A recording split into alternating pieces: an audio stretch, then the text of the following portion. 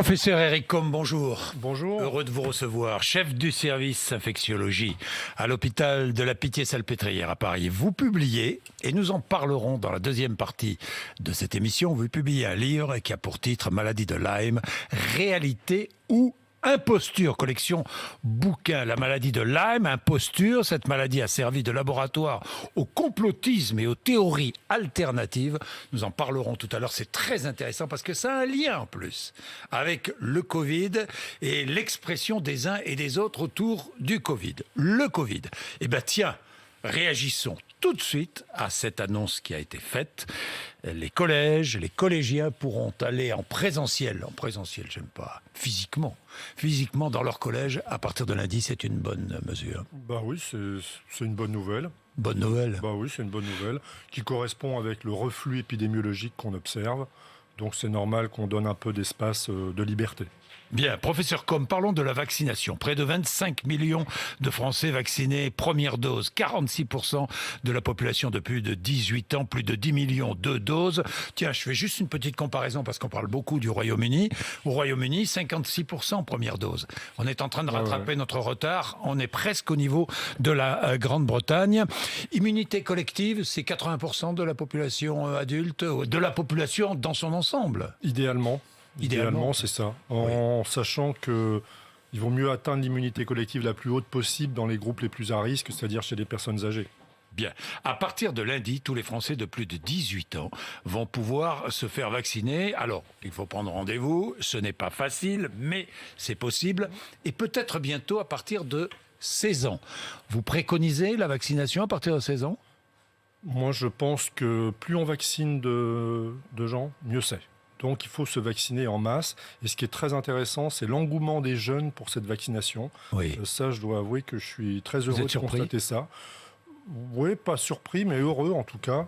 Un peu surpris peut-être, mais surtout heureux parce que ils vont tirer tout le monde vers le haut, y compris ceux qui sont rébarbatifs à cette vaccination. Je vais y revenir. L'Agence européenne des médicaments va se prononcer aujourd'hui sur la vaccination avec Pfizer à partir de 12 ans. Là encore, vous pensez qu'il est nécessaire de vacciner les ados, les pré-ados à partir de 12 ans ? Disons qu'on sait qu'il ne risque pas grand-chose sur le plan de la maladie, donc ça se discute plus. Je pense qu'il vaudrait mieux mettre le paquet sur les personnes qui sont réellement à risque, les personnes plus de 60 ans, parce qu'il y en a toujours qui ne sont pas vaccinées, même les personnes plus de 50 qui sont à risque, ou plus de 40. Voilà, je pense qu'il y a des priorités. Vous êtes réservé ? Enfin, moi, personnellement, je pense que plus on vaccine un grand nombre de personnes, mieux c'est. Donc pourquoi pas ? Donc pourquoi pas, exactement. Pourquoi pas ? Est-ce qu'il y a un risque ? Est-ce que c'est utile de vacciner les 12-16 ans ? Ou 12-18 ans. C'est sûr qu'ils ne font pas de forme grave, mais c'est utile d'un point de vue épidémiologique, vous voyez, pour diminuer la circulation du virus, par exemple pour leur empêcher d'introduire le virus dans leur famille. Oui, l'Académie de médecine se prononce pour cette vaccination. Vous la suivez ? Oui, je la suis, oui, absolument. Vous la suivez sans problème ? Je la suis sans problème. Il n'y a pas de danger particulier. Il n'y a pas, je sais pas moi, dans le cadre de la rentrée scolaire, par exemple en septembre, est-ce qu'il faudrait vacciner les ados, les pré-ados ? Écoutez, je crois qu'il faut voir les choses de manière objective. On a un outil absolument incroyable à notre disposition, le vaccin, pour prévenir cette maladie. Qui eût cru il y a un an qu'on aurait ce vaccin, ces vaccins à notre disposition, et des vaccins aussi efficaces. Quand même, vous vous rendez compte, on a des vaccins qui sont probablement plus efficaces que l'immunité naturelle. C'est-à-dire que le fait d'acquérir l'infection. Parce qu'acquérir l'infection, ça ne vous protège pas forcément contre certains variants, alors que vous avez certains vaccins qui vous protègent contre quasiment tous les variants. En tout cas, contre les formes graves des variants. Donc on a des vaccins plus efficaces que l'infection naturelle.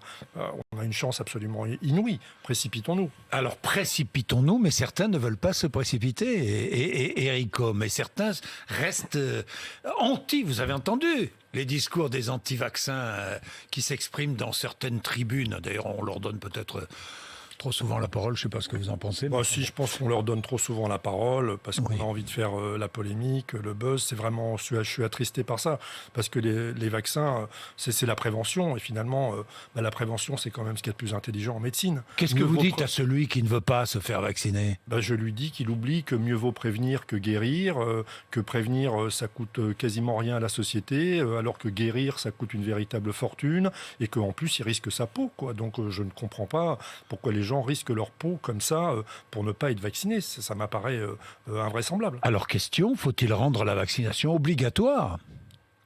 Alors, moi, je suis persuadé qu'elle doit être rendue obligatoire dans certaines professions, et notamment dans ma profession, déjà pour commencer. Oui, chez les soignants. Ça serait bien qu'on donne l'exemple, si vous voulez. Oui. Nous, les médecins, par exemple, on est vaccinés qu'à 80% dans mon hôpital. Oui.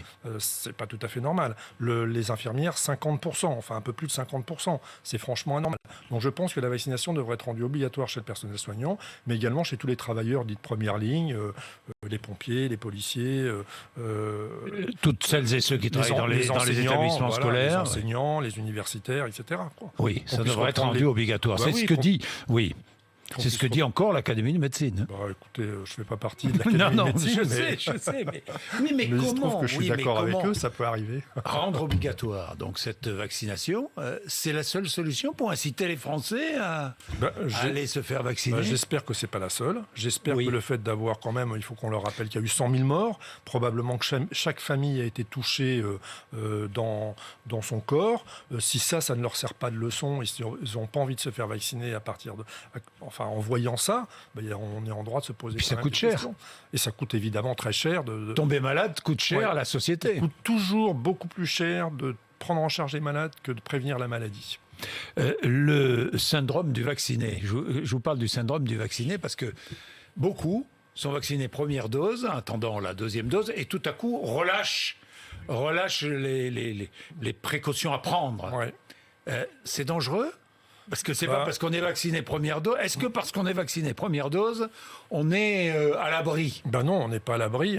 Vacciner une dose, ça suffit pas. On est protégé environ à 50%, on va dire. Mais par contre, il est probable que si on attrape le Covid, on fera pas de forme grave. Voilà. Oui.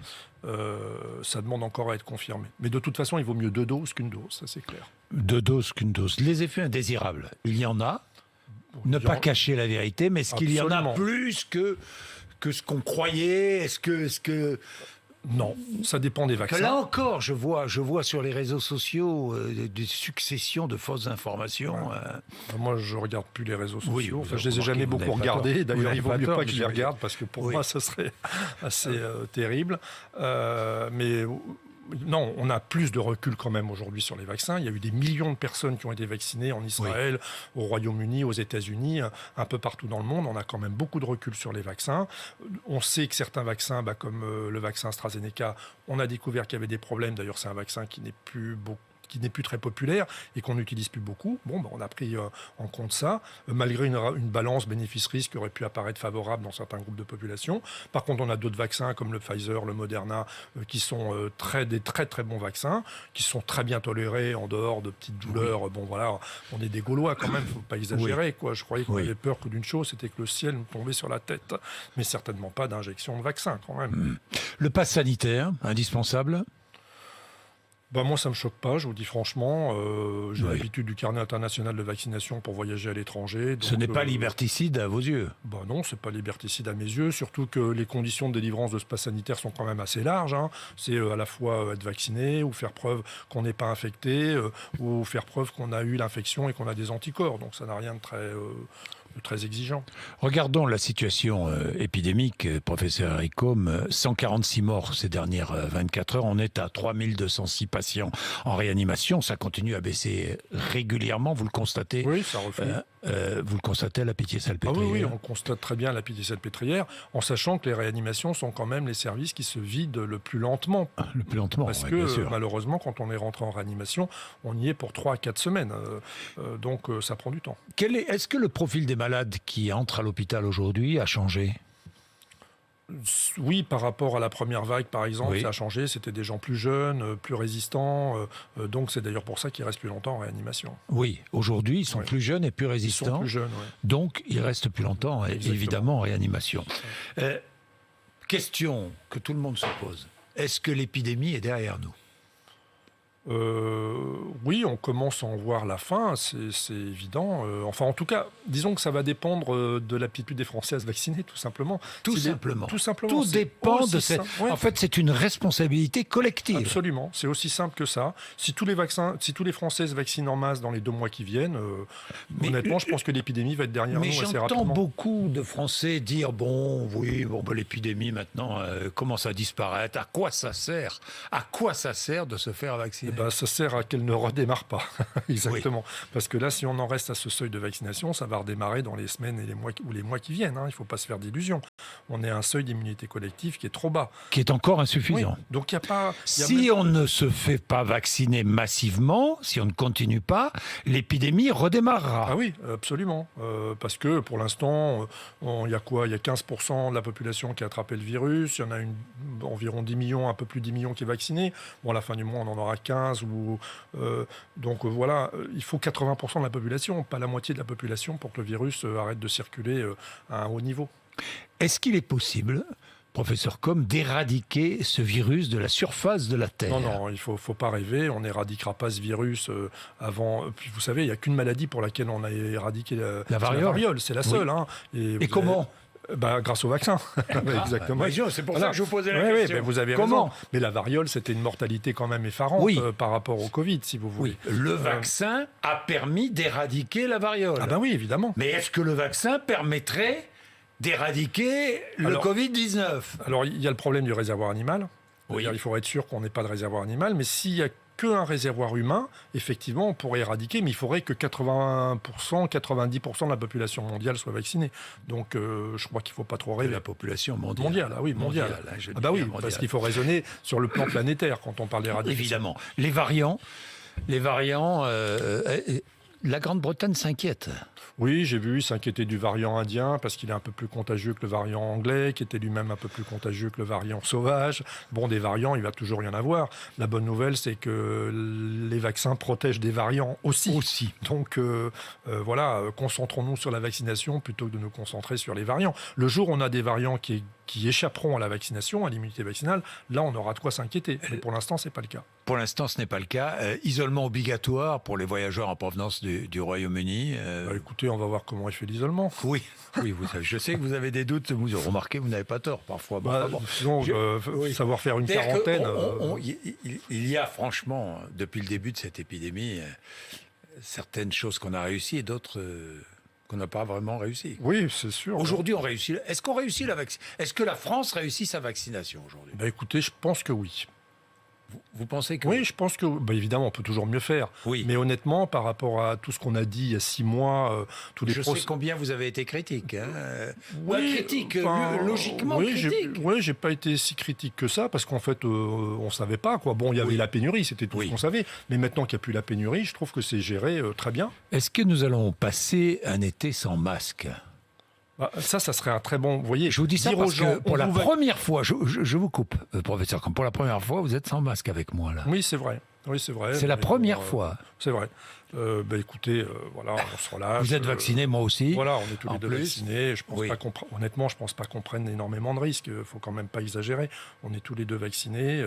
On n'est pas malade. Bon, voilà. Oui. Donc voilà, le vaccin, c'est le secret. C'est le secret. Dernière chose, avant de passer à la maladie de Lyme, parce que j'ai envie d'en parler. Vous allez voir le lien avec le Covid. Professeur Eric Combe, l'origine du Covid-19. Alors, ça y est, ça revient sur le tapis. C'est normal que ça revienne. Fuite d'un laboratoire, c'est normal ? C'est normal, ça revienne sur le tapis. À partir du moment où on ne trouve pas de réservoir animal, on se pose tous la question de savoir comment c'est apparu. Et en plus... comme je l'avais écrit dans le livre sur le Lyme, sur le Covid, je pense que c'est apparu beaucoup plus tôt qu'on ne le dit en Chine et même en Europe. Beaucoup plus tôt. Oui, probablement, oui. C'est apparu en octobre, certainement à Wuhan. Donc, les Jeux mondiaux militaires, je persiste à dire que ce sont les Jeux mondiaux militaires de Wuhan, fin octobre 2019, qui ont contribué à répandre un petit peu la maladie par les militaires, finalement, par les sportifs, quoi. Bon, et l'origine Fuite d'un laboratoire, c'est plausible? C'est plausible. Enfin, disons que tant qu'on n'a pas découvert le réservoir animal, c'est plausible. Bien, Eric Combe, la maladie de Lyme, réalité ou imposture? Alors, imposture majeure, est-ce que c'est une imposture majeure? En fait, c'est les deux. C'est une réalité qu'on ne va pas contester, ça existe vraiment comme maladie, mais tout ce qui relève du surdiagnostic, du surtraitement, tout ça relève d'une imposture. C'est-à-dire, est-ce que la maladie de Lyme a beaucoup tué? Non, la maladie de Lyme ne tue pas. Enfin, il n'y a pas de mort déclarée. Il n'y a pas de mort déclarée. Non, le paludisme, même le paludisme en France tue plus. Oui, c'est ce que je dis dans le livre. Effectivement, il y a environ 10 à 15 morts du paludisme par an en France, alors que le paludisme n'existe pas en France, c'est des voyageurs, alors qu'il n'y a pas de mort de la maladie de Lyme. Et la maladie de Lyme, ça fait moins de 1000 personnes hospitalisées par an en France. Donc vous voyez, par rapport au Covid... Mais que s'est-il passé autour de cette maladie de Lyme? On a eu des commissions d'enquête à l'Assemblée nationale. Des propositions de loi. Des propositions de loi, des réunions de je ne sais trop combien de députés, de sénateurs, des communications alarmistes, mais de temps de... Tiens, nous retrouvons le professeur Perron, nous retrouvons le professeur Raoult dans la maladie de Lyme. Je vous vois sourire. Oui, parce qu'ils n'étaient pas d'accord à l'époque. Ils n'étaient pas d'accord. Voilà. Ah, d'accord. Sur le Lyme, ils n'étaient pas d'accord. Sur le Covid, ils sont d'accord, mais sur le Lyme, ils n'étaient absolument pas d'accord. Oui. Raoult disait de Perron c'était un saint pour le Covid, mais pour le Lyme, il disait que c'était un âne. Donc, en quelques années, la tendance a été renversée. Mais effectivement, on retrouve parmi les mêmes personnes. Le Lyme, pour moi, c'est des idées complotistes qui pénètrent quand même au plus haut niveau de l'administration, de certaines administrations françaises. C'est même un complot politique ? Je dirais pas un complot politique, mais je suis quand même très étonné du laxisme ou du sens de la démagogie des politiques qui les incite à plus écouter les associations que les scientifiques. À un moment, je dis qu'un président d'association a plus de poids auprès des politiques qu'une étude randomisée en double aveugle. En double aveugle. Alors, la maladie de Lyme est une maladie sérieuse. Oui, évidemment. On peut une maladie sérieuse. Pas la négliger pour autant. Mais vous dites 90% des patients venus me consulter pour cette maladie souffraient en fait d'une autre pathologie. Oui. Mais je ne suis pas uniquement le seul dans ce cas-là. Ça a été également publié par les collègues de Nancy, ça a été publié par les collègues de Besançon, ça a été publié par les Américains avec près d'1 millier de malades. Enfin, oui. Et puis surtout, c'était connu aux États-Unis déjà depuis 30 ans, quoi. Mais quoi? Mais pourquoi cette volonté? Pourquoi ces associations qui se sont créées? Pourquoi ces pressions sur les élus, sur les médecins? Ces pressions qui marchent très bien sur les élus, parce que les élus, ils sont en garde à vous devant ces associations. C'est absolument incroyable pour moi. Oui, mais même la Haute Autorité de Santé. Alors la Haute Autorité de Santé, c'est plus surprenant quand même, mais là, effectivement, elle s'est vraiment pris les pieds dans le tapis, quoi. J'ai déjà fait des choses pour la Haute Autorité de Santé, j'ai toujours trouvé que c'était plutôt sérieux et raisonnable. Mais là, pour le Lyme, je ne sais pas ce qui leur est arrivé, mais ils ont pété les plombs, quoi. C'est quand même absolument le directeur incroyable. général de la Santé qui travaillait avec le professeur Perron. Ah oui, alors ça, c'est vrai que le groupe Lyme à la Haute Autorité de Santé était dirigé par Jérôme Salomon, qui à l'époque était le principal adjoint de Christian Perron. Voilà. Donc on retrouve toujours les mêmes. Oui, ça tourne un peu en rond. Ce que je comprends pas, c'est pourquoi.